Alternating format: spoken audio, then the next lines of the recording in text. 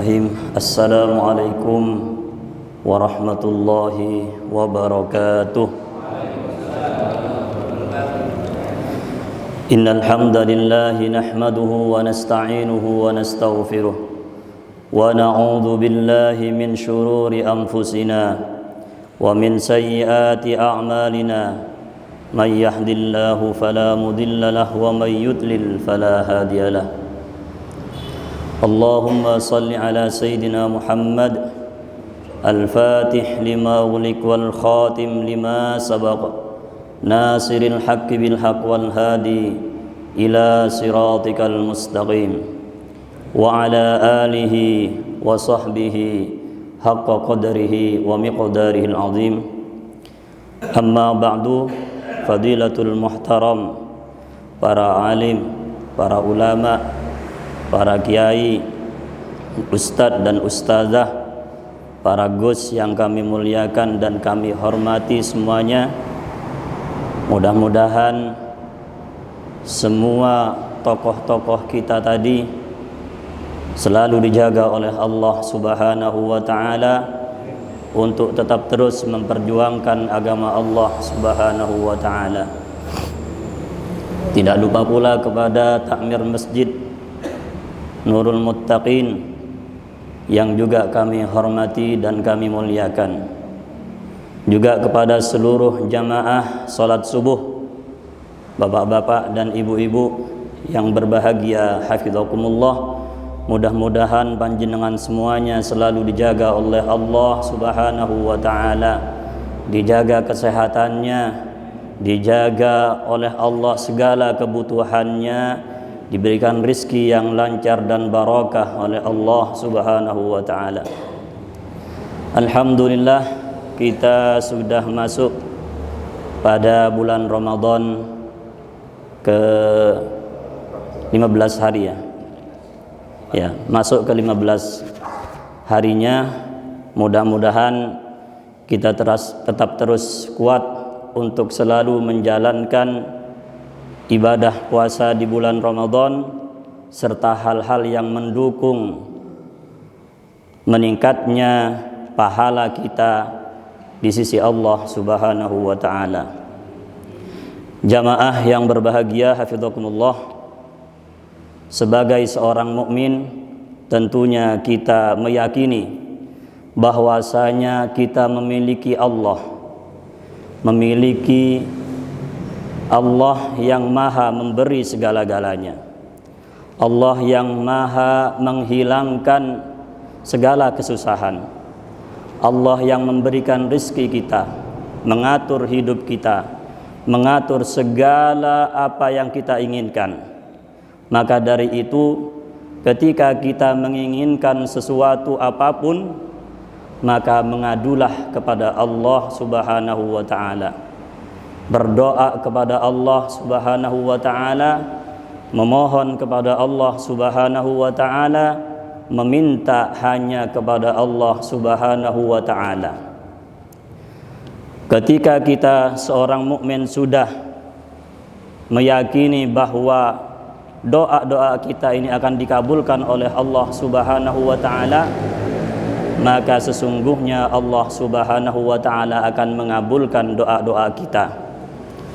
Mudah-mudahan selama bulan Ramadan doa kita semuanya dikabulkan oleh Allah Subhanahu wa ta'ala. Jangan pernah ada rasa di hati kita, kami sudah berdoa kepada Allah sepanjang hari, mulai dari pagi sampai malam selalu berdoa kepada Allah Subhanahu wa ta'ala, tetapi doa-doa kami ini tidak satu pun yang dikabulkan oleh Allah Subhanahu wa ta'ala. Ketahuilah jamaah yang berbahagia, bahwasanya segala doa itu akan dikabulkan oleh Allah Subhanahu wa ta'ala jika memenuhi syarat-syaratnya.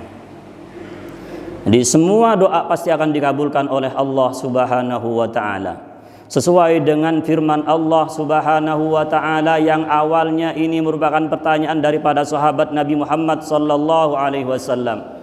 Lamma sa'ala ashabu Rasulillah sallallahu alaihi wasallam kepada Rasulullah sallallahu alaihi wasallam ketika sahabat Nabi Muhammad sallallahu alaihi wasallam bertanya kepada Rasulullah sallallahu alaihi wasallam, aqaribun rabbuna fanunajihi am ba'idun fanunadihi. Apakah Tuhan kami itu dekat wahai Rasulullah, maka kami akan membisikinya. Dan apakah Allah itu jauh wahai Rasulullah, maka kami akan memanggilnya. Maka ketika ada pertanyaan semacam itu, langsung dijawab oleh Allah Subhanahu wa taala, yakni turun ayat, wa idza sa'alaka ibadi anni fa inni qarib ujibu da'watad da'i idza da'ani falyastajibu li wal yu'minu bi la'allahum yarshudun. Jadi Allah Subhanahu wa taala mengatakan bahwasanya Allah Subhanahu wa taala itu dekat. Artinya Allah akan mengabulkan segala doa orang mukmin. Doa-doa kita ini, misalkan ada seorang yang berdoa kepada Allah Subhanahu wa taala namun belum nampak apa yang kita minta, maka ketahuilah sesungguhnya doa itu tetap akan dikabulkan oleh Allah Subhanahu wa taala. Namun kadang-kadang memang Allah Subhanahu wa taala tidak memberikan secara langsung, akan tetapi Allah Subhanahu wa taala masih menyimpannya di akhirat. Atau Allah Subhanahu wa taala menjadikan doa-doa kita ini sebagai penembel daripada dosa-dosa kita yang lalu.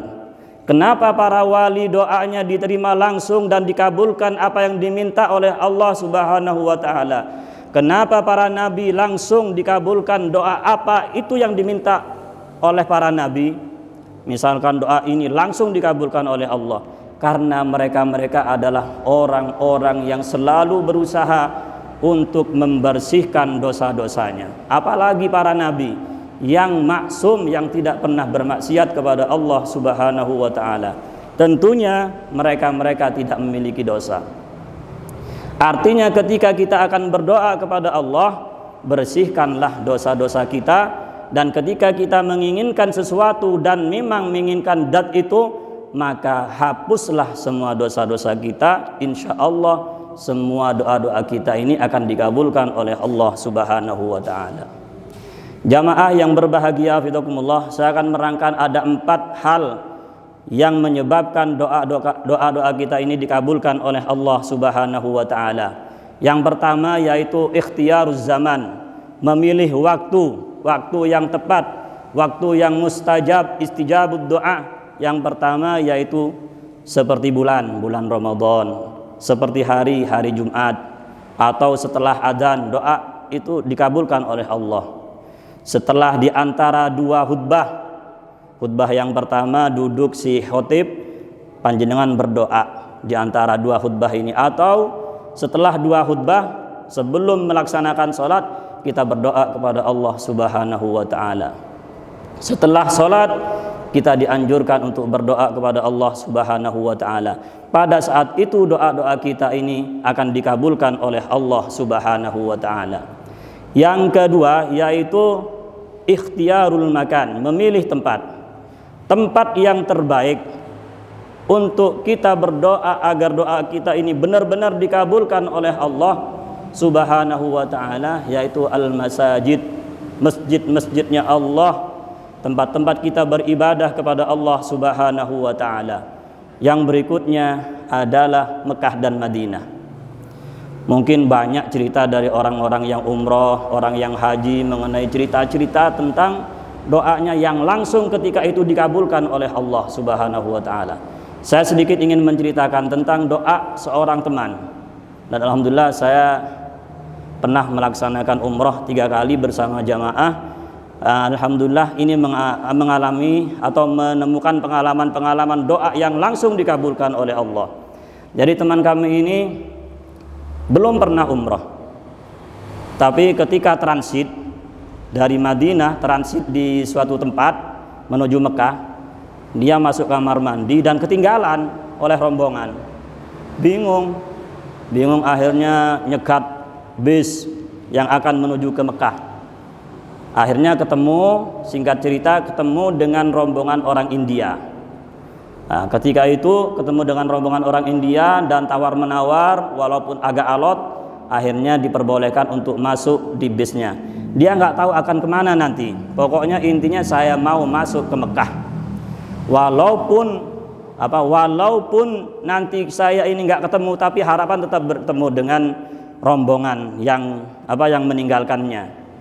Intinya dia di perjalanan berdoa kepada Allah Subhanahu wa taala agar segera dipertemukan, dan nanti di Mekah saya akan berdoa karena guru kami mengajarkan ketika panjenengan di hadapan Ka'bah dan minum air Zam-Zam berdoa kepada Allah, maka doa kita ini langsung dikabulkan oleh Allah. Jadi ketika itu nyampe di Mekah bingung, Mekah ini kemana? Akhirnya masuk, pokoknya intinya mau masuk. Orang-orang masuk ke dalam, ikut masuk ke dalam. Nah, setelah tahu bahwa itu Ka'bah dan melihat Ka'bah, beliau melaksanakan umroh dulu karena sudah niat umroh. Akhirnya setelah selesai tawaf lalu minum air Zam-Zam. Setelah minum air Zam-Zam sambil melihat Ka'bah, berdoa kepada Allah Subhanahu wa taala, "Ya Allah, saya saat ini ingin bertemu dengan jamaah saya yang meninggalkan saya sekarang juga, wahai Allah." Doanya agak maksa. Setelah minum selesai berdoa, akhirnya noleh gini ketemu sama jamaahnya yang meninggalkannya. Alhamdulillah. Ini termasuk salah satu contoh doa yang memang benar-benar dikabulkan ketika di tanah suci Mekah Madinah. Ada lagi orang yang berdoa kepada Allah Subhanahu wa taala tapi doanya buruk. Doa buruk pun akan dikabulkan oleh Allah Subhanahu wa taala. Atau kerentek yang buruk, kerentek yang jelek, maka nanti juga akan diberikan oleh Allah Subhanahu wa taala. Ada seorang yang memang enggak senang dengan orang kulit hitam. Panjenengan senang kulit hitam enggak? Orang kulit hitam itu kan agak kalau secara ini kan kulitnya kurang dengan kita ini kurang disesuaikan ya. Kurang lah. Nah, pada suatu ketika dia kerentek, saya ini nggak seneng sama orang hitam, orang kulit hitam. Akhirnya suatu ketika karena nggak seneng dengan orang kulit hitam, ketika sholat sujud di hadapan Ka'bah, kepalanya diduduki oleh orang kulit hitam. Terus gitu dia sedang lagi pakaian umroh, jadi nggak pakai celana dalam, orang laki-laki. Jadi ini langsung kepalanya ini diduduki oleh orang kulit hitam. Jadi kerentek buruk pun di sana maka akan terjadi. Dan lebih baik ketika kita berada di Mekah dan Madinah, kita berdoa yang baik-baik saja, doa yang memang menguntungkan kita, doa yang bisa membuat kita senang dan lain sebagainya. Dan yang ketiga, doa ini agar dikabulkan oleh Allah Subhanahu wa taala keadaan kita. Ketika kita dalam keadaan perjalanan, ziarah wali, makanya banyak orang ziarah wali itu karena apa? Memang di perjalanan itu doa mustajab. Doa itu dikabulkan oleh Allah Subhanahu wa ta'ala, mudah dikabulkan oleh Allah Subhanahu wa ta'ala. Perjalanan kemanapun, selama perjalanan ini bukan perjalanan maksiat, maka doa kita ini akan dikabulkan oleh Allah. Kalau orang tua dulu ketika anaknya akan melakukan perjalanan, ojo lali moco solawat sing akeh di perjalanan. Kalau sudah membaca solawat di perjalanan, ini juga termasuk doa kepada Allah Subhanahu wa ta'ala, maka semua hajat-hajatnya ini akan dikabulkan oleh Allah Subhanahu wa ta'ala. Juga dalam keadaan dizalimi, berdoa kepada Allah Subhanahu wa ta'ala. Dalam keadaan susah, dalam keadaan sengsara, dalam keadaan longso, berdoalah kepada Allah, maka doa kita ini pasti akan dikabulkan oleh Allah. Walaupun tidak secara langsung, tapi pasti dikabulkan oleh Allah Subhanahu wa ta'ala. Yang terakhir yaitu, ketahuilah ketika kita berdoa kepada Allah Subhanahu wa ta'ala agar doa kita ini dikabulkan, ingat dengan adab-adab berdoa, tata cara berdoa, etika berdoa, sopan santun berdoa. Bagaimana sopan santun kita berdoa, etika kita berdoa kepada Allah Subhanahu wa ta'ala? Yang pertama termasuk doa yang mustajab, yaitu ketika kita mempunyai wudhu. Maka cocok ketika setelah sholat dibarengi dengan pengajian lalu berdoa, mustajab doa kita. Apalagi berkumpul dengan orang yang banyak, maka mustajab doa kita. dan berikutnya yaitu menghadap kiblat ya dalam keadaan bisa. Ya, kalau kita nggak bisa menghadap kiblat, misalkan saya di sini di depan, terus saya mau udah hadap ke depan, ya kan nggak enak, ya kurang etis. Ya. Panjenengan semuanya doa menghadap kiblat. Ini termasuk etika dalam berdoa. Dan yang berikutnya yaitu menengadahkan tangan. Ketika kita berdoa, jangan hanya amin, amin, amin, tangannya nggak diangkat. Jadi adab berdoa adalah mengangkat tangan. Nah, kalau guru kami mengatakan, Kiai Haji Muhammad Ihya Ulumuddin di Pujon, beliau mengatakan doa ketika dalam sholat maka caranya dengan cara menggabungkan kedua tangan seperti ini. Ketika seperti tadi doa kunut, Allahumma hdina fiman hadait, ini dalam sholat digabungkan. Ketika di luar sholat dipisah. Ketika doa tolak bala ditengkurapkan. Jadi untuk menolak bala. Jadi Allahumma dfa'annal bala wal waba, seperti ini. Jadi ada tata cara berdoa yang baik, tata cara mengangkat tangan yang baik. Yang penting ketika berdoa jangan sampai berdoa satunya diangkat ke atas, satunya ke bawah.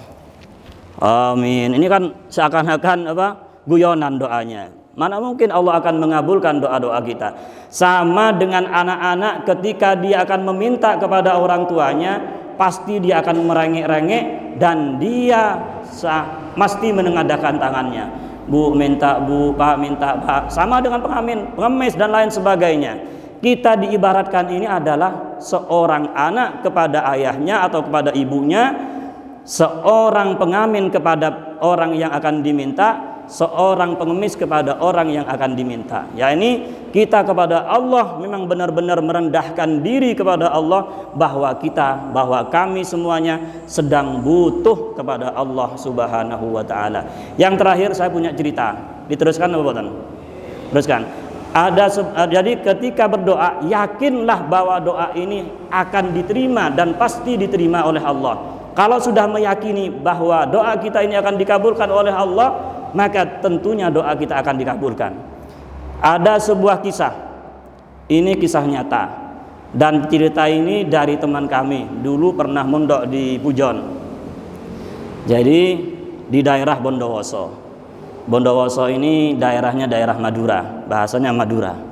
Kebetulan saya juga dari Madura, Sampang, sama dengan Abah Suhardi, satu kongsi.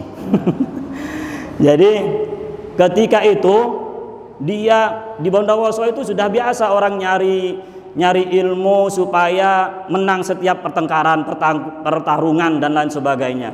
Setiap akeket, kalau bahasa Madura akeket, selalu menang. Gelut menang toh. Jadi datang ke seorang kiai untuk meminta doa, bahwasanya dia ingin berdoa supaya karena dia setiap hari pulang kerja selalu diganggu oleh orang. Minta doa supaya setiap tengkar menang, setiap akeket menang. Akhirnya datang ke kiai, dan yang kiai ini diyakini memang punya ilmu itu. Datang, ternyata kiainya nggak ada. Dan yang nemui adalah loranya. Lora ini gusnya, putra kiainya. Kebetulan gusnya ini nggak ngerti ilmu, nggak pernah ngaji, jarang ngaji lah intinya. Hanya bingung, gimana ini? Abah nggak ada, tapi kan dia gengsi bahwa mau mengucapkan saya nggak bisa, nggak tahu apa-apa, gengsi. Akhirnya wes nyari di rak-rak kitab semuanya, buku-buku, ada, ternyata nemukan buku doa. Jadi dibaca oleh dia doa akeket katanya. Nah, setelah itu dikasihkan bacaan doanya seperti ini, Allahumma hadhihi minka wa ilaika falyataqabbal. Nah, pulang alhamdulillah dia yakin bahwa doa ini memang benar-benar mandi nanti. Setiap pertarungan gelut keket selalu menang dia. Dikeroyok orang 10, orang 15, bahkan sampai orang 30, dia menang sendirian. Nah, ternyata ada temannya yang penasaran, sampai masuk koran katanya, kok selalu menang orang ini.